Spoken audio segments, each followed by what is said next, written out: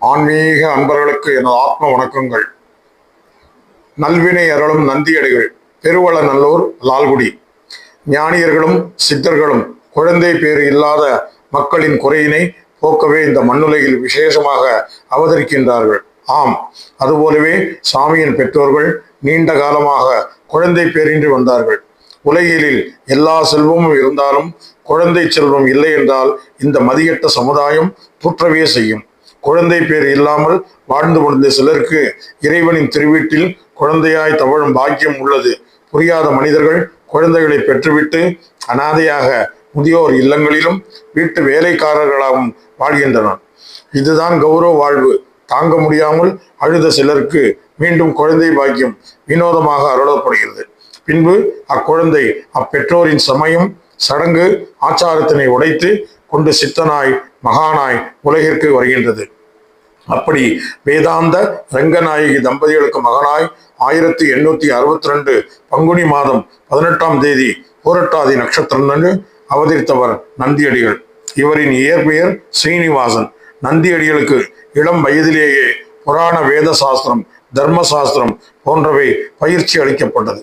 வடகலை, வைணவ கோத்திரம் என்று ஆச்சாரம் அனுஷ்டானம் என்று ஒரு குறிப்பிட்ட வரையறைக்குள் சாமியின் வாழ்க்கை இருந்தது. வாழ்க்கை துணைவியாக வேங்கடத்தம்மாள் என்பவரை மணந்தார். இல்லறத்தில் 2 பிள்ளைகள் பெற்றார். நந்தியம்பெருமாள் கோவிலில் பல சொற்பொழிவுகள், உபதேசங்கள் அருளச் செய்து பலரையும் மெய்மறக்கச் செய்வார். சுவாமிகள் திருக்கழுங்குன்றத்தில் 8 ஆண்டுகள் இல்லற வாழ்வு நடத்தினார். சங்கு தீர்த்த கரையில் ஒருவர் முகம் மழிக்க வந்தவர் திடீரென்று சாமியின் தலையில் இருந்த குடுமியை கழித்தார். பின்னர் சுவாமிகள் தாம் அணிந்திருந்த ஆடையை அந்த முடிதிருத்துவனிடம் கொடுத்துவிட்டு அதில் ஒரு துண்டை கிழித்து கட்டி கொண்டார். துண்டை கட்டிக்கொண்டு குளத்தில் மூழ்கி எழுந்தவுடன் பூணூல் தானாகவே கழிந்து ஓடிவிட்டது. சாமிக்கு சந்நியாசம் வாய்த்து விட்டது என்பதனை நன்கு உணர்ந்தார். பின்னர் பல ஊர்களுக்கு சென்று உபதேசம் செய்தார்.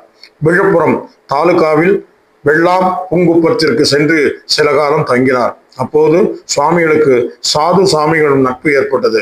பின்னர் நந்தியடிகளிடம் சாது சாமிகள் பல அருள் வழங்கும் செய்திகளை பரவசமாக கேட்டு ஆனந்தமானார். கிருஷ்ணசாமி பண்டாரம் என்பவரும் சுவாமிகளுக்கு மடம் ஒன்றினை கட்டி கொடுத்தார்.